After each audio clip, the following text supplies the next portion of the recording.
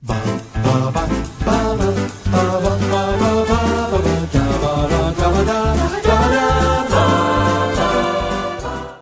is time for our third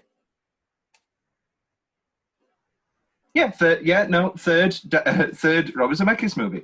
We've done Back to the Future, we've done What Lies Beneath. I was getting confused because we have scheduled other Zemeckis movies. Zemeckis. We have scheduled other Zemeckis. Jesus Christ, Robert Zemeckis. Why can I only Zemeckis? I could only say it if I said the Robert. Anyway, we have scheduled other Robert Zemeckis films, and so I was getting confused. But today is Death Becomes Her. Now I'm going to start it off with I don't know if this is controversial. I think this is probably my favourite Robert Zemeckis movie. You prefer this to Back to the Future? I think I do. I think that Back to the Future is a better film. I think it's a perfect film. I don't think this is a perfect film. However, I think you enjoy watching it more. I think I prefer this. I mean, I can see why. It's a great film. It is. What about Who Framed Roger Rabbit? That's a good one. I do love Who Framed Roger Rabbit. I mean, I love Kathleen Turner. I just think in the ranking, impromptu Zemeckis ranking, Death Becomes Her. See, I don't know whether or not I'm putting What Lies Beneath over Back to the Future. Oh.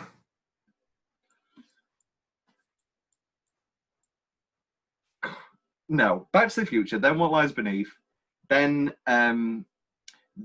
Roger Rabbit, then probably Castaway, then I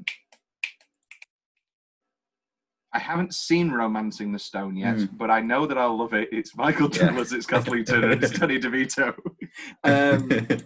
Oh, Jesus Christ, what's the other one I own? Beowulf. I really enjoy Beowulf. Of all those CGI ones, I mean, I know what your I don't know where it'll come in your Zemeckis ranking. What, Polar Express? Yeah, I love Polar Express and Christmas Carol. Yeah, neither of those really do it for me. But I don't know whether you're saying it as a joke or not, but you sometimes say that Polar Express is your favourite Christmas movie. I always say that, Tom, because Is that not a joke? It's genuinely my favourite Christmas movie. Partly because of the nostalgia, mainly, but yeah, I guess. I love it. I cry every time, and it's the score, really. Well, I just love Alan Silvestri. Who doesn't? Wonderful man. Who did a wonderful score for today's film, which is Death Becomes Her. Don't you know that it's worth every treasure on earth to be young at heart? Some people will go to any length to stay young forever. Is that someone? It's Madeline Ashton. Oh, she was a big star in the 60s. I thought she was dead. Oh, madam, you look younger every day. Thank you, Rose. But Madeline Ashton and her old friend Helen Sharp I've lost men to her before. Mad Hill! are about to go too far. A touch of magic. Drink that potion, and you'll never grow even one day older. Bottoms up. No warning. Now a warning? Siempre viva! Live forever! Now, this was a Virgin Watch, Will. Just before we started the call, just before we started the episode, you said, you didn't tell me it was about potions and magic, and... Ernest, I'm in the morgue. They think I'm dead. You are, but you're not. Are you telling me it doesn't hurt when I do this? It doesn't hurt. She's dead! She's dead, Ernest. Now he's dead. He's dead? Ernest is dead? Everybody's dead! You pushed me down the stairs. I'm so sweaty. I don't think it's sweat, honey. I think you're defrosting. It's a lie.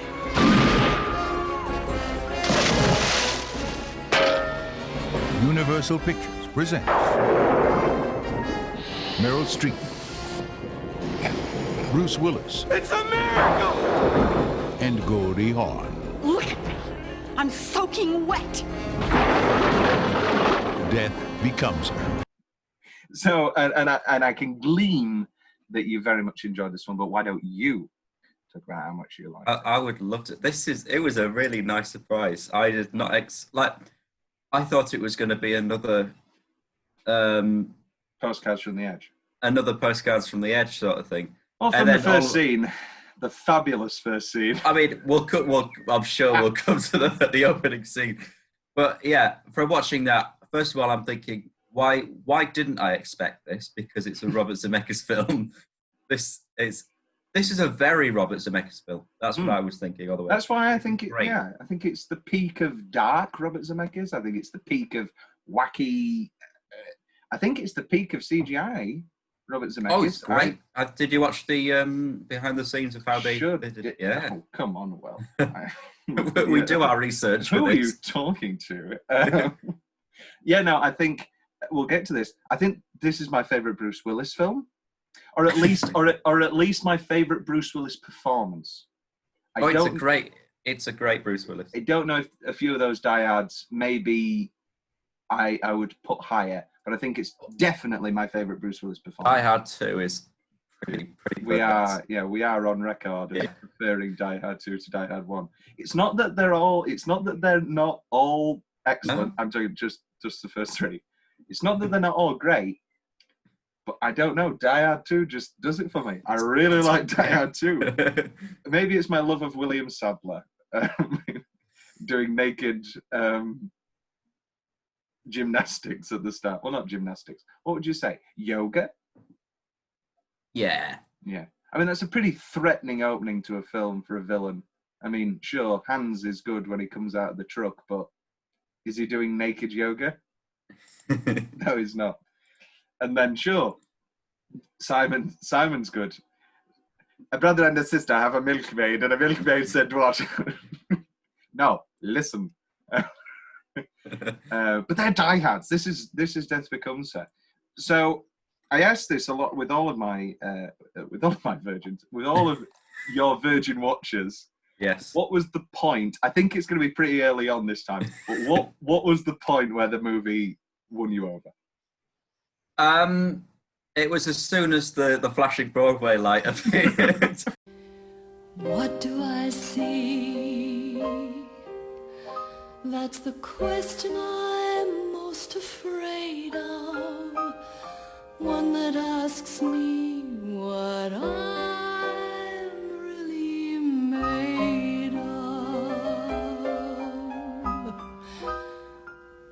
What do I see? Much more than a reflection. Right after the opening credits.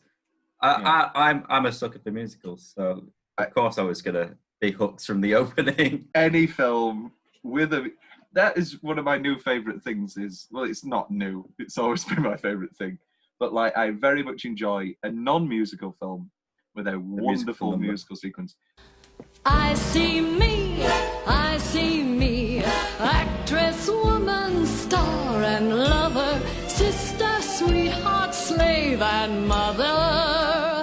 I see me, and I like what I see. Virgin, temptress, dream of others, yes, it's me. Prime example being Paddington 2. Yeah. Which we discussed for a good hour. But no, this... And also, this is another wheelhouse thing of a musical adaptation of my favourite Tennessee Williams play, Sweet Bird of Youth. It doesn't get any better. That's not me, can't be me. Angel, devil, you can trust me, mon ami. I see.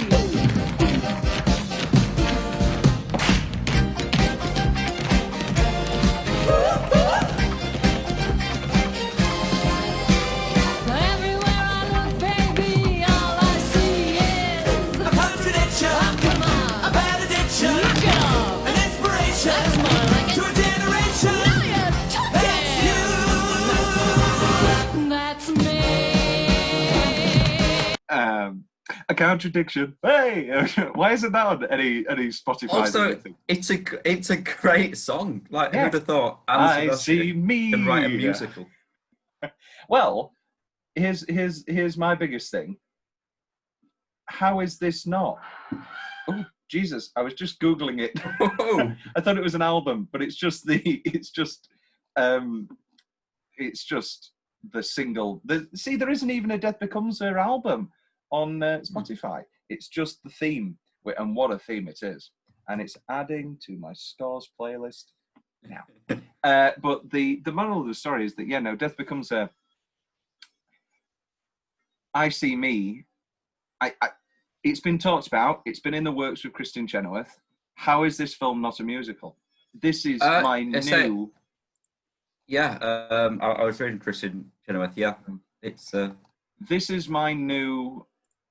What film should be a musical answer? Because it always used to be Tootsie. Yeah, and that sort of got.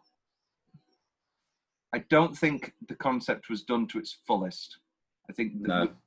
I mean, I don't know if it's enough for a whole show. I think it'll get brought up more in the Tootsie episode, but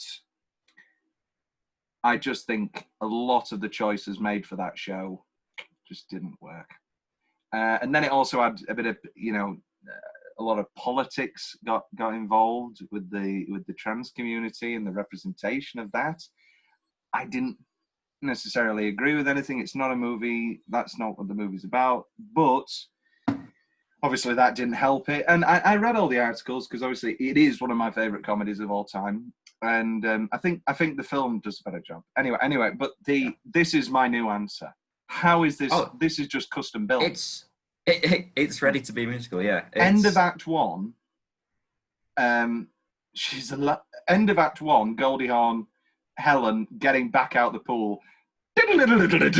And then beautiful. And then the first, or even just leave her at the bottom of the stairs.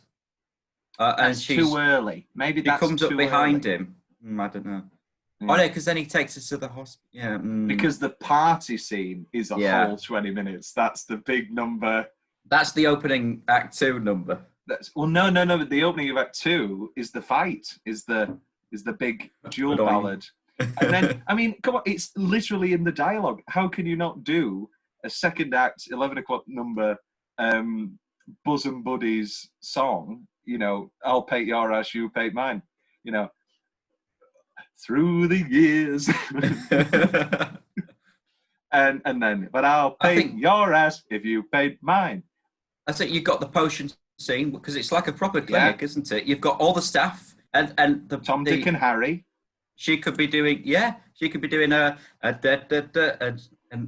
oh, it's great. And then you've got big number. The hospital. The doctors could be incredible. And then, but you've at the end of the potion song, big finish, and now a warning. Now a warning. Take the potion. A reprise. And then, I think it's the morgue. She'll be furious. That could be a whole show. The floating nuns. If no one writes this in the next few weeks, I'm sure we will over summer. I think it's fuel. I think it's pure perfection, and obviously make I See Me a whole 10-minute opening because that's just there to take.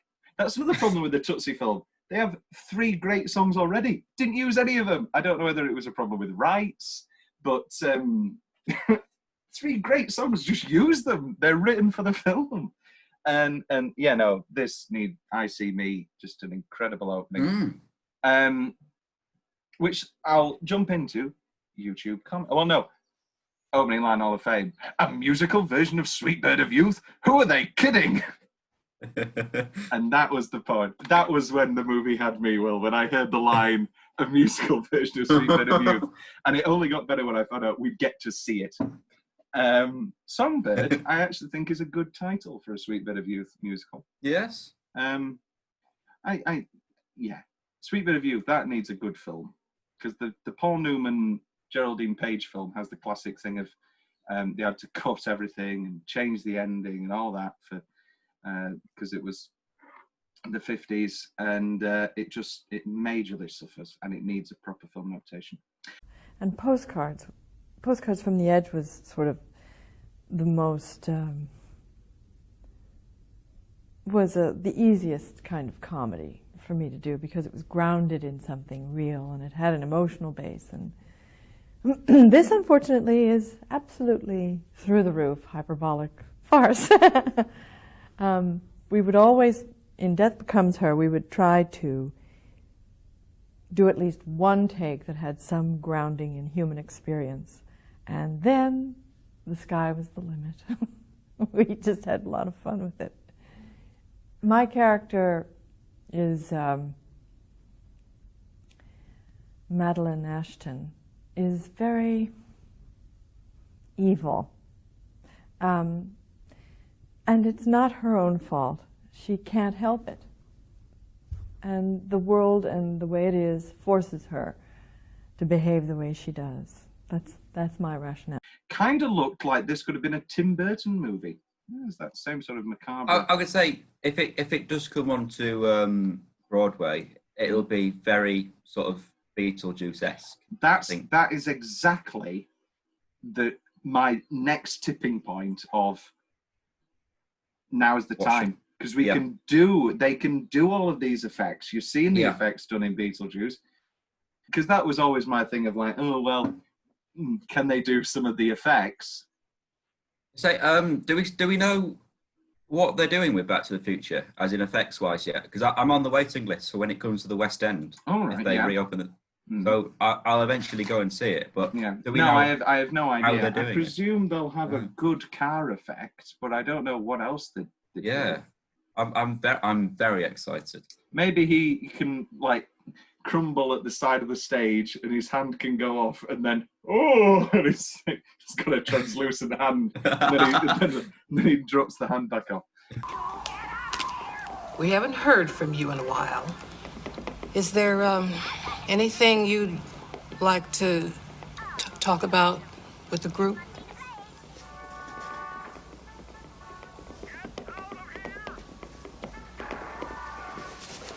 Yes. I would like to talk about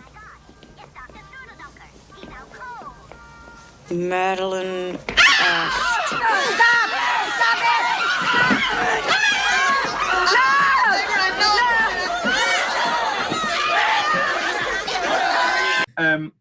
You just got to have a good car appearing effect, haven't you? And they've got that in Chee Chee Bang Bang. So yeah, there you go. Bruce reminds me his pool makeout scene always makes me hard for solo satisfaction with my sweaty, smelly lover. I have no idea what that means. I don't think it's definitely not grammatically correct. Would love to see an extended cut of all these missing scenes. Now, Will. Yes. Actually, no, we'll save it for fun facts. All right. But is this where you tell me I am aware of an alternative ending? It's more than an alternate ending, Will. It's a good half hour. It's a whole new film, more or less. This is a big difference. I'll be real with you. We have a whole section for that. We do. I'll be real with you. I didn't know this existed. Don't know why somebody's so apologetic. Imagine how dark this film would be if you removed the comedy. It's graphic. I think that's also one of my favorite things about it, is that it's doesn't lose it's pretty brutal, especially Helen's hole. I mean, God, that thing is And then when she sits back down and it goes through her again. That is good. I would cry if she came running at me looking like that. I don't know who she is. And that's it for YouTube comments. Will, oh no, you we've had this conversation now. You would prefer to do single minutes. I'd quite like to do 10-minute stretch today. Okay, you take 10-minute stretch. Tom, it's the opening. It's the opening. Yeah, I've got, my nominations are Songbird, then the next 10 minutes, those lovely 2-minute scene, jumping, so effectively done. Yeah. Just cut the bullshit, we're all, it reminds me a lot of Terms of Endearment, that first half an hour of Terms of Endearment where we're just jumping. Any other nominations? No. Once I was set on. Well, once I saw the musical number, I thought I don't even need to write my 10-minute stretch today. There we go. Specifically in that next 10, I just love that wedding cut. I am not in love with Madeline Ashton. You love weddings. I do love a wedding. And what's this piece of rope she's wringing out? That's always disturbed me. Blood. As he drinks. I was going to say, very oddly timed. Blood. I love the party. I love all of the dead cameos. Great. Who's your favourite dead cameo, Will? Oh. Let's go through them. We've got Andy Warhol, Monroe. You've got Marilyn's there, yeah. Marilyn, Elvis, James Dean, about to set off again in the car that he died in. Jim Morrison. I think that's it. Did we say Elvis? Sure did. Yeah. Yeah. Elvis. Great. I was only going out. Anytime Andy Warhol appears, I love art. He's in Men in Black 3 as well. Probably. You know what he is in? Party. What? Tootsie. He's on one of the magazine covers when Dorothy Michaels is growing in popularity. There's a lovely cover with Dorothy and Andy Warhol. I love the cat fight. On guard, bitch. Right. The shovel, especially when she throws it and she goes yes because she's got it through the hole, and then she goes oh no. Oh. Wonderful stuff. And the hospital. Which features my favourite line of the film, my favourite moment of Bruce Willis's career. The morgue. She'll be furious. Where did you put my wife? She's dead, sir. They took her to the morgue. The morgue? She'll be furious. I think it's the best line he's ever delivered. I think it's the best part of this film. I think it'd be the best part of any film. If he just runs on. In the middle of any film, yeah. Middle of Shawshank. The morgue. It's the Sixth Sense. And then that can be the Olivia Williams can be like breathe in the air, and then they'll go, where's my body? And then she'll go, well, you're dead. You're in the morgue. The morgue? I'm furious. Let's really wear this joke thin. What other examples? Pulp Fiction, yeah. Zed's dead, baby. Zed. Who's Zed? Zed's dead. Well, if he's dead, where is he? Well, he'll be in the morgue. The morgue? I'll be furious. The Gatiss Moffat remake of Dracula, episode 3. Oh yes. You could just run on.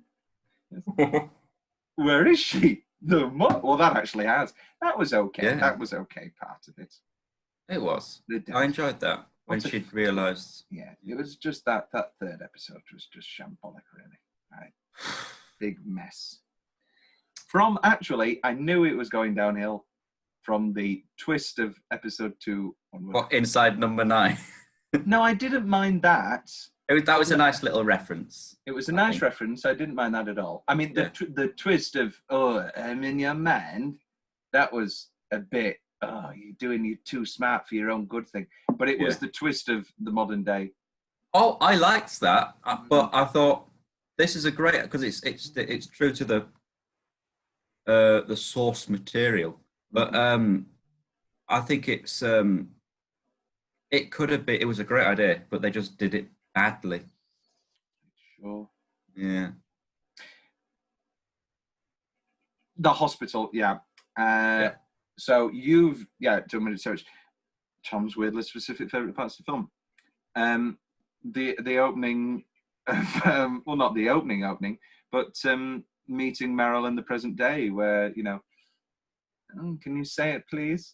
But it's only Thursday. It's okay. Oh, miss, you look younger every day. Oh, thank you. And then, however, it is bettered by the introduction to Ernest in the present day. More vodka. I'm really sorry. Anna, don't talk. Just go away. Leave us alone. I don't want to look at you anymore. Oh, okay. So much. Please.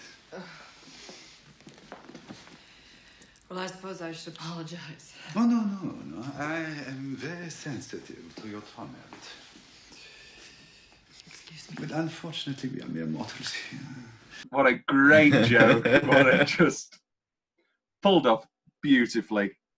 Ernest breathing in the car. Could you please stop breathing? I love a car in the rain. Yes. Something very visually aesthetic. I've actually done the whole car in the rain thing with my windows Have down. you? Yes. I was, how do I put this? Emotionally distraught and weeping. And I was on the motorway with my windows down, blasting Bruce Springsteen and crying in the rain. I know. What an image that is. This was last night. Yeah. It was today. I love the pullout on Helen's house with all the murder stuff. The classic trailer joke of, and now a warning. Now? The morgue should be furious. I love the nuns. What are they doing there? Nuns are great. Floating nuns. What are they doing there? Floating nun ballet. That's can be in the musical. Yeah. The nails, and she was a bad actress. Oh, that's on my list. That's a great nail. It's a great claw, because you can sit there going deep and you can clearly see the tracks. She was a man-eater, and she was a bad actress.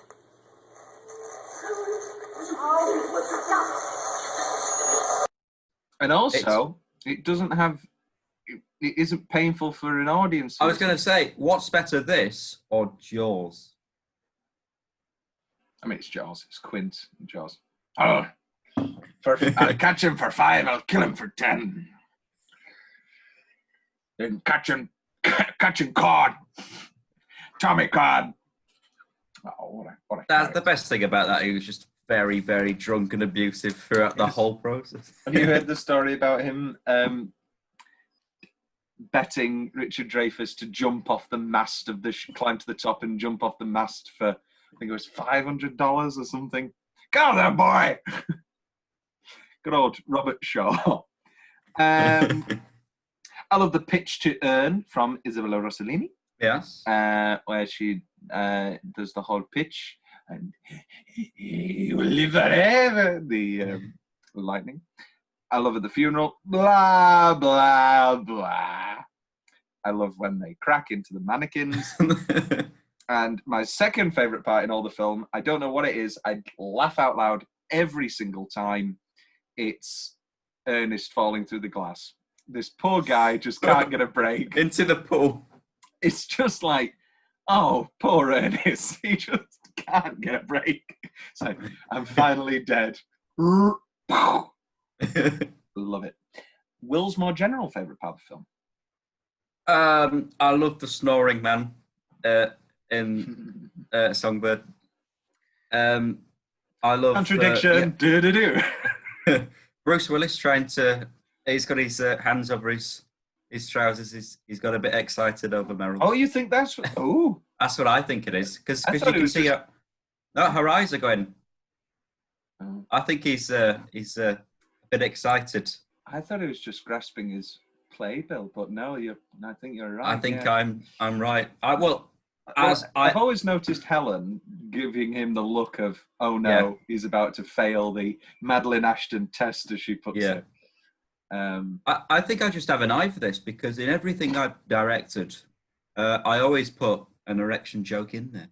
There you go. Was there an erection joke in Hitler Carol? I'm sure there was. I mean, there was everything. There was in East Theatre of Blood. Theatre of Blood. And we did Arto. Oh, When I directed that yes, one, I yeah. had to masturbate, yes. And then, in Jekyll and Hyde, and the opening number, 3 priests. It was a Masturbating great priests. No, they just there was some street urchins, not urchins, they're children. There were some prostitutes that came over, and it was a little funny. So it's one for the dance, one for the dance. Bit of blue for dance. Bit of blue for dance. Yes. I completely forgot what I was about to say. Oh, I was going to make a reference to, and you like to split them off, dear, a little jig, a little beat around the bush. The most abrupt change in any Sundance. Very early on as well. Yeah, it's when I went to see Imelda and Michael Ball, I'd only known the film because I was so young. Yeah. I'd not listened to the actual score. So then, so I'm sat with my grandma and my mum and my dad and Isabel and my granddad, and she just go, well, wouldn't you like to split me off, dear, a little? And I go, oh no. and then obviously, God, that's good. And I was like, this is 10 minutes. This is great. It's. I mean, we could talk about Sweeney Todd. You know what does need to be cut? Parlour music. No, I don't mind that. I don't like the bit God That's Good that goes on far too long of knock on wood. Yeah. Knock 4 times. Knock 3 times. And then just get back down there for God That's have. Oh, go on, do it. You can do it, can't you? Was it God That's Good? That is D. Have you licious ever tasted snow such? Oh my God, what more than flavour? That pie's good. Something like that. Incredible, Will. What a man. I wish I'll get it. In my life, I will know. It was Red Den. Well, no, I don't like Joseph. I hate Joseph. Anyway. Will's favourite role or set? Oh, go on. I was going to say, I sent you the video of me getting Sweeney'd the other day. Yes, you did, didn't you? Yes. It's great prosthetic.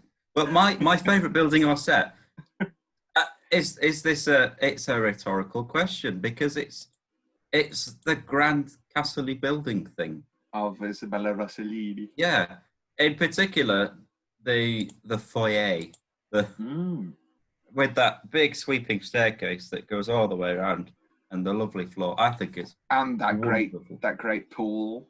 Yeah, very conveniently placed. Very conveniently placed. You got a lovely. Imagine when it's warm and it's nice and it's not raining and thundering. How lovely that top area will be.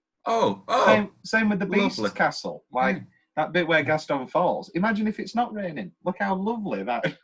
I feel like a realtor. But imagine it in a couple of months when it's summer. Just imagine how beautiful it'll be here. I can see it myself. You know what I always got annoyed with on renovation. Location. No, renovation. One of the renovation shows. It wasn't renovation. George Clark, the restoration man. It was the one with Dom Lockwood in also, and he was leading the builders. And then there was and it was always like for people who had been like hard done to, or people. DIY SOS. No, that's Nick Knowles. No, that's Nick Knowles. Anyway, but yeah, it's one of them. And that blonde woman would always go around these local poor businesses and go, "Can you give us a chair? Can you give us anything?" And they'd be like, "Yeah, all right, yeah." And they'd always do. It's for a dying cancer child, so that she can have a home that she wants for the rest of her life. Okay, here's a sofa. Like they've got no choice. That was a great show. 60-minute makeover. That's a good one. And there was. Wait for the bonus episode, the 60-minute makeover rundown. What was your favourite episode? Best single minute. So I'll start. The funeral at the end. I love the funeral. I love Dr. Chagall. With his eye is g. He's my second favourite Chagall. Ooh, Mark. Yes. Max Chagall. I do love the Flying Lovers of Vitebsk. Jesus Christ. I always get him confused with Roscoe. I don't know why. One has talent. Yeah.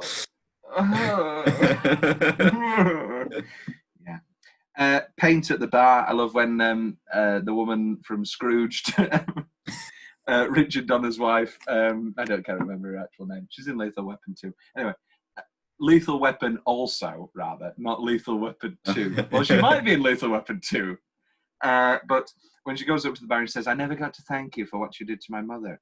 And he said, yeah, no, I just used paint. And she looks horrified. It's wonderful. I love when Helen lays out the plan so deftly. Oh, put a few things in so that she looks like she's had a little bit to drink. Mountain of booze. And I love when Madeline gets pushed down the stairs. A boozy, flaccid clown. Flaccid. And then she's just suspended there for a bit. Ernest, please help me, Ernest. Ernest! And then brilliant film. I was just saying, again, what's the best fall down the stairs? Now we've seen 3 examples. You've got Sam, you've got Psycho, and you've got this. I think it's this, especially that land. Yeah. Oh my word. Exceptionally well done, this film. Your favourite single minute? It's The Hospital. That's my favourite single minute. It's starring the wonderful Sidney Pollack, director of Tootsie, a film that is. Oh, has he got it on hand? More in one episode. And look at this; it comes with a poster. Look at this beautiful thing. Why have you not put it up? No, because it's not a real poster. No, it is a real poster, but it's got an essay. So you don't want to read that. So like it's not a proper poster. Tootsie is a marvel of big studio filmmaking. I'm not going to read it all, but what a film Tootsie is. I'd highly recommend people buy the Criterion collection of Tootsie. It has some marvelous stuff in it, multiple interviews, 2 documentaries. It's a wonderful buy. Have you done your single minute? Yes, well, Hospital. So I love when he keeps bending the hand back even further. Are you sure that doesn't hurt? Try it again. I love it when he asks Bruce if he can also have a drink. That's great. That's great. When he scares himself with the stethometer. Is it stethometer? Yeah. Is it? Is that what it's stethoscope. Stethoscope. Not a when he scares himself on his stepometer. And then he throws it away because it's not working. And he just dies. I think what's the change? Very, very pernickety. You need to make, when he takes that heart pill, a bit more obvious. It took me a few watches. I mean, the gag works anyway because, he has a heart attack because he thinks the woman's dead. Just make it really, just have Bruce go, are you okay? Yeah, it's just my heart. That's all you need. Just put it in, just a little bit in. However, the movie's proved me wrong. It doesn't need it. It's a great scene. Anything else? That's my best single minute. I do like the transformation as well because that's very funny when you've got the hydraulics. My favourite bit is like the coconut knock when each breast finally fits into place and goes. Perfect great. Sound design. And then Tom, Dick, or Harry goes. Shh. He's really getting his money worth. Best line. Till death do us part. Well, you girls are dead, and I'm parting. Ernest, my ass. I can see my ass. Look at me, Ernest. Just look at me. I'm soaking wet. I want to be alone. No, she's not. She was a homebreaker. She was a man-eater, and she was a bad actress. She's dead. She is. Oh, these are the moments that make life worth living. I mean, that is just that's a whole song in itself. She starts. These are the moments that make life worth living. Dee, dee, dee, dee, dee. And then Helen just gets up. Beautiful. I think it finishes with like a Chicago-esque duet with them both, and it's such a good idea. Well, Tom. yeah. This is the thing. It's the duet.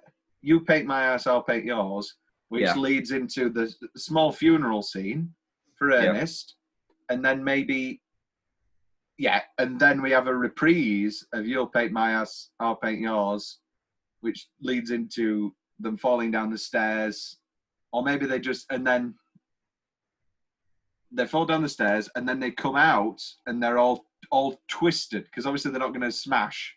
Yeah. So they're all twisted, and they're wearing a suit or something that has their hands. And then loads of other people like that come on, and it's a big tap number. But instead, like, their hands are on the floor instead, because they're tapping with their hands instead. Yeah. Or then she becomes a Broadway star again, and she's a freak of nature, and that's why she's so popular again. And she does Songbird again. She does I See Me. Yes. There you go. Built-in reprise when she's neck's twisted, and she goes, I can see my ass. And then those tap dancers from the start come on and go, I see me, and they go, get off. not the time. I love Isabella Rossellini saying, make some room for my friend, for Christ's sake, but keep your ass handy. Wonderful. You're a powerful sexual being, Ernest. I am? Yes, you are. If I never told you before, it was because I wasn't the sort of girl who could say the word sexual without blushing. Well, I can now. Sexual, sensual, sexy, sex. On guard, bitch. It is my opinion that our beloved Ernest is a man who will indeed live forever. Blah, blah, blah. Will, anything else? We've got the lovely bottoms up. Now a warning. It's great. I think that's probably one of the best lines Meryl's delivered, comedic wise. Yes. That's a very... Well, you were on about Meryl not being able to do comedy, weren't you? Not being able to do, but she doesn't get to do it often. Or was that somebody else? I can't remember. But I think this in Postcards from the Edge, I think, is her doing comedy at her best. I don't count Mamma Mia as her doing comedy. That's just funny to laugh at. Look what the tide dragged in. Yeah. Where'd you get these? Okay. No. Yeah. Quite it's odd. Yeah. It is comedy. It's very funny. Tragic, boozy, flaccid clown. That's it. Flaccid. Watch what you say, Mel. Flaccid. Watch what you say, Mel. I don't have to take this anymore. I love you're a fraud, Helen. You're a walking lion. I can see right through you. That's a good one. It's good. Yeah. And now we're on to what's the change? What's the change? I've just got a few pernickety ones. In fact, there's lots of stairs when she's falling. There's an awful lot. She falls down more stairs than there are stairs. This isn't a change for me, but I thought I'd bring it up now. Have the VFX aged well? And I'm going to answer my own question perfectly. I don't think there's one bad effect shot in this film. Because you look at that with the neck twisted, especially, and when she's first got up back from the dead, it's seamless. And you've got you compare that to Lazarus in Doctor Who. I say that's BBC budget though. Yeah, there's a big difference. Well, that's the biggest problem with Doctor Who is you've got some of the best practical effects ever put on a TV screen and some of the worst CGI ever committed to any screen. It's an odd, it's that thing of less is more. You look at Jurassic Park, you look at this, and then you look at, I don't know, some of your Transformers shit or that Thing remake or some of the modern films. This is 92. Surely things have gotten better, and yet they haven't. Obviously, you've got your Rise of the Planet of the Apes. Obviously. You know, it's just commonplace in all your Marvel movies. You know, you don't even take a second look at Thanos. He's just there.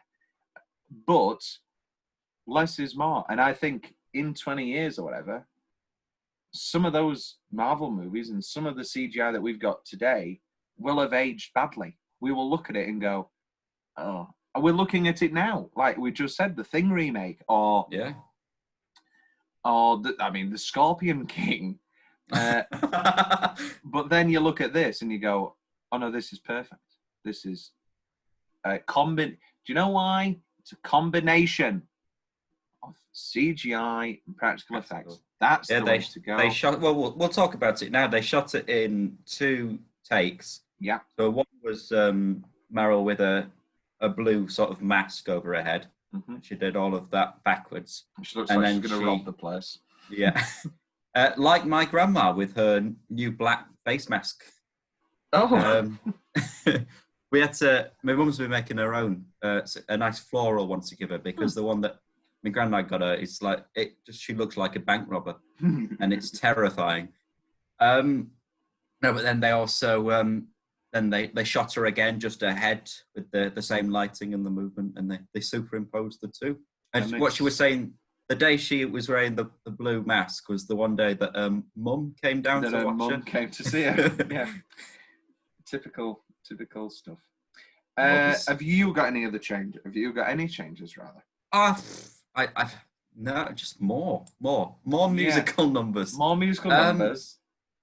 It does feel very quick, doesn't it? It does go spectacularly quick. Hour 44. It's it's about an hour 40. It glows. It goes quickly, and I often lament the quick 90-minute film. However, with this, I think feel like it goes too quickly. I think the second half of the film is quite rushed.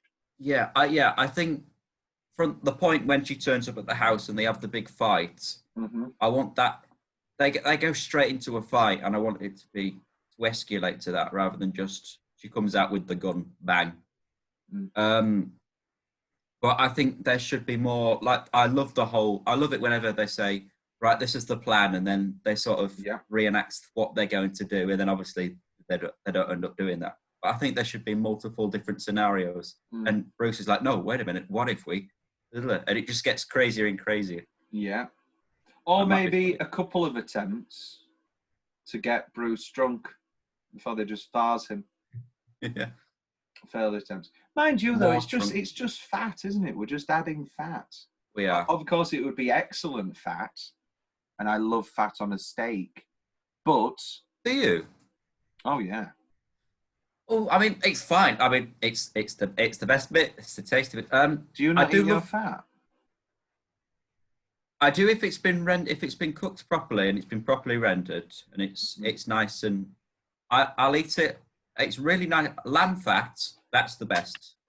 A nice lamb chop. The fat on that just melts in your mouth. It's lovely. I can only have.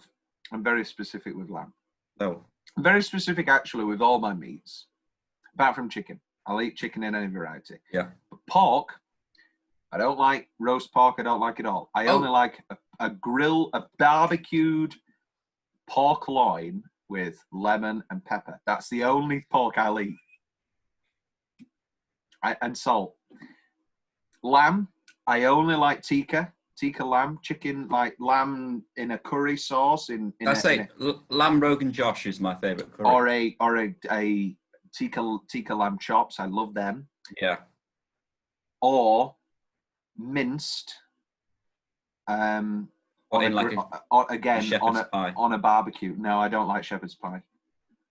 Don't like mince. I'll write that down next time you come up. Yeah, I've made you a shepherd's pie. Well, we did plan. What was it? The day. It was the Tuesday. It was the day we officially entered lockdown. Yeah, the Tuesday I was supposed to be with you forever.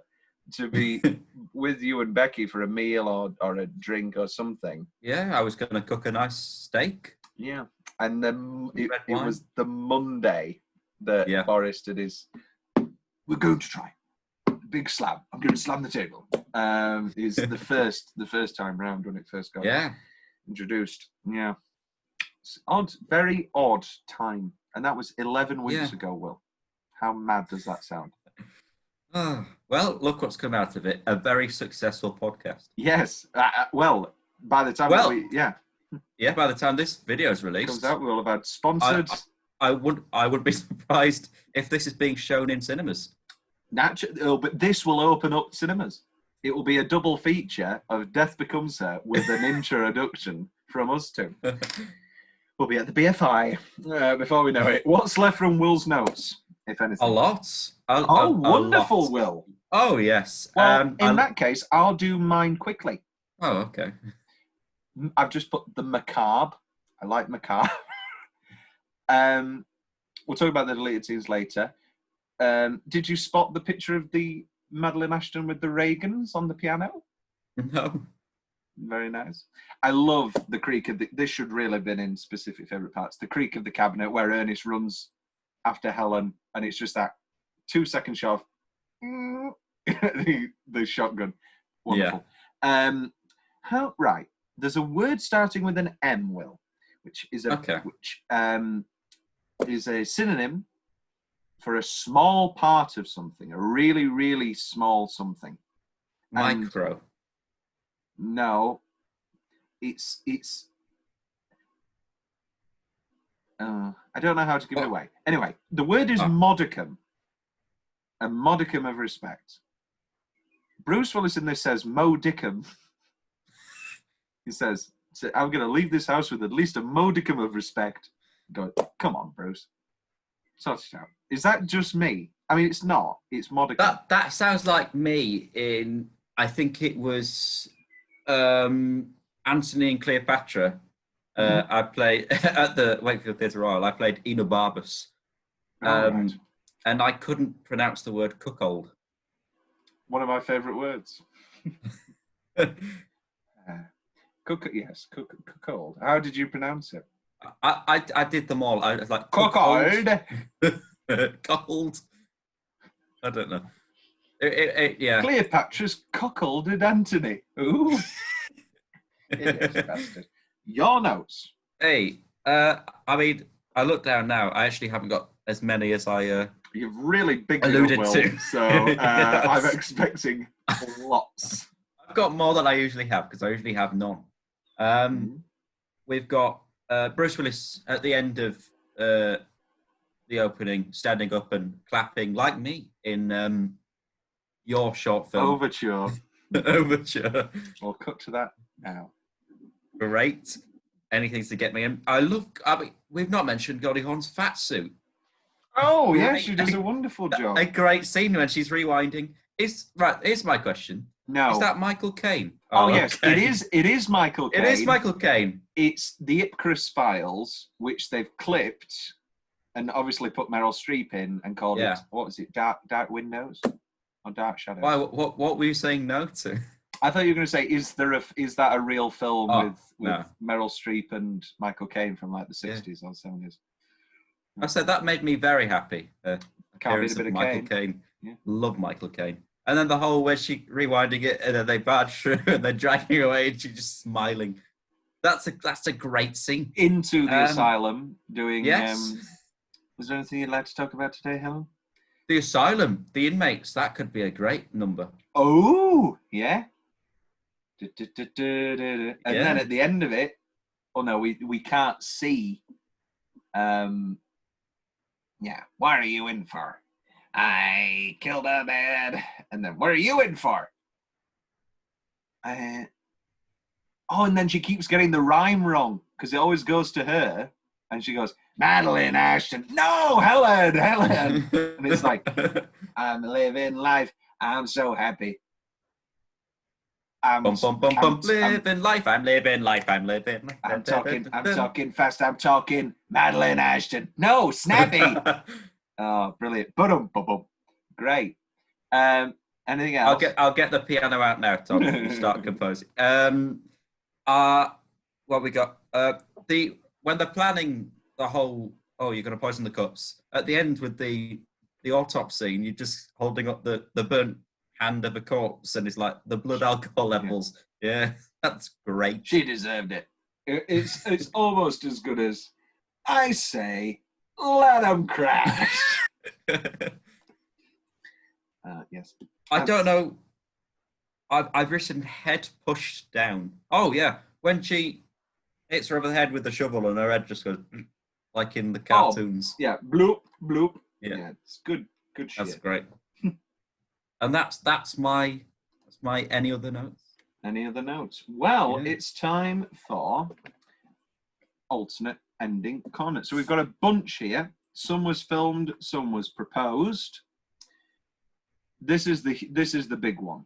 This is in the trailers. This was the first thing they showed people. The original ending was overall different from the from the theatrical version. It involved Tracy Ullman as a character called Tony. Tony helping Ernest in a ruse of faking his own death in order to get away from Madeline, Helen, and Liesel. The plan works, and the two end up running away to Europe to start a new life together. Many years later, Madeline and Helen, both parodies of their former selves with cracked, peeling, and putty skin, covering most of their grey and rotting flesh, are on vacation in Switzerland. Yet they are completely bored and miserable. They notice an elderly couple being affectionate, and they become envious of them. As the couple gets into a car and drives away, Madeline and Helen realize it's Ernest and Tony and chase after them, only to be hit by an oncoming car and break into the pieces, similar to the theatrical ending. I quite like that. Yeah, it really tested badly.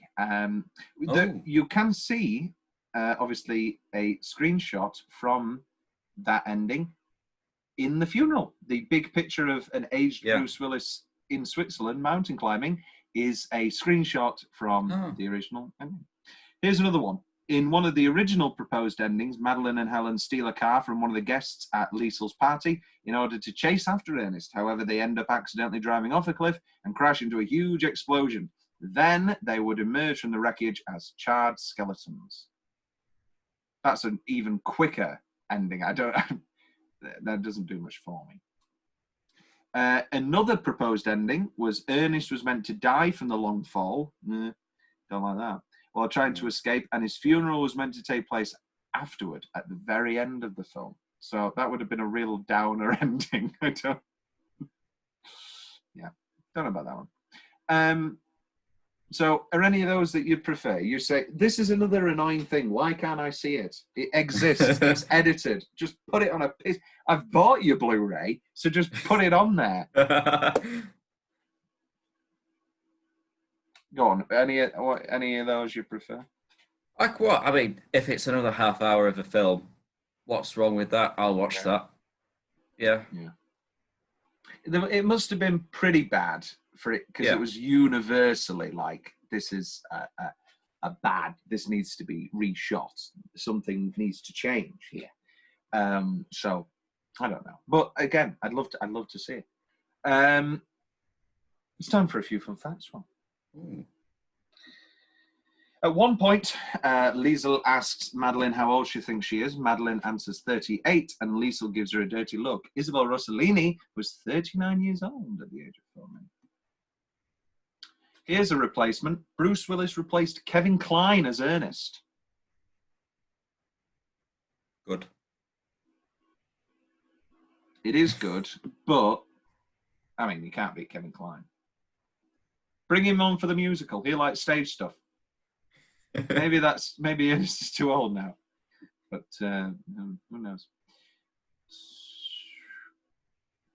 Meryl Streep wasn't thrilled that the film relied heavily on visual effects. Streep claimed that shooting this film was like going to the dentist, and states that this film is her first, last, and only VFX-driven film. Is that true? I can't remember. Obviously, Into the Woods has a bit of CGI. It was mostly sets. I mean, I think Mamma Mia was superimposed. Yeah, I think she's stuck by her word. It's never been something this extreme. She's never had to do the blue, makeup again. Yeah. Oh well. Sidney Pollack portrays the Doctor in an uncredited role. Him and Meryl Streep worked together in 1985 doing what, Will? Sorry, I blanked. What did you say? I said that Sidney Pollack in this movie worked with Meryl Streep in 1985 doing what? In 1985? Yeah. He directed her. I don't know, Tom. Out of Africa. Oh, there you go. And we've actually obviously not covered that. Renowned critics Gene Siskel and Roger Ebert gave this film a thumbs down, stating that though the visual effects were great, it lacked any real substance or character depth.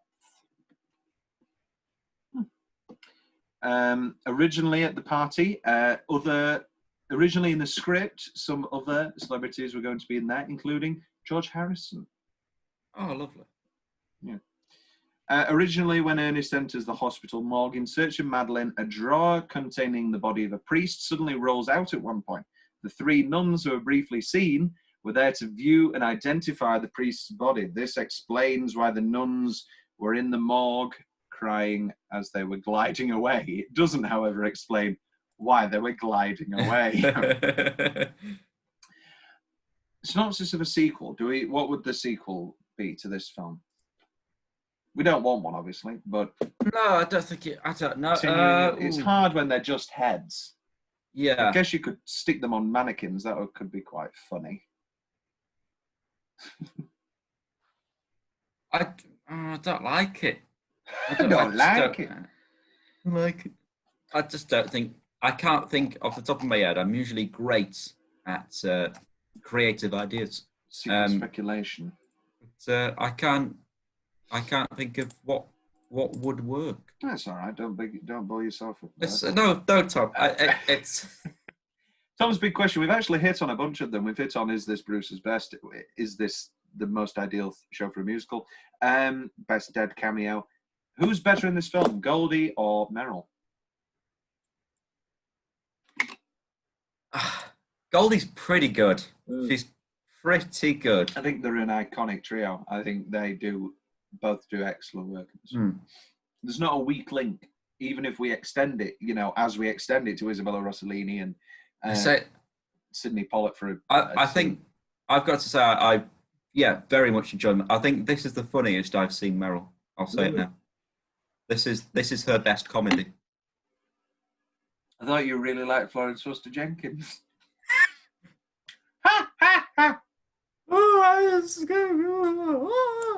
Bad. That was. Would you want to live forever, Will, if it was like this?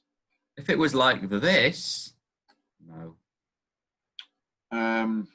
What if it wasn't like this? What if you're regenerated?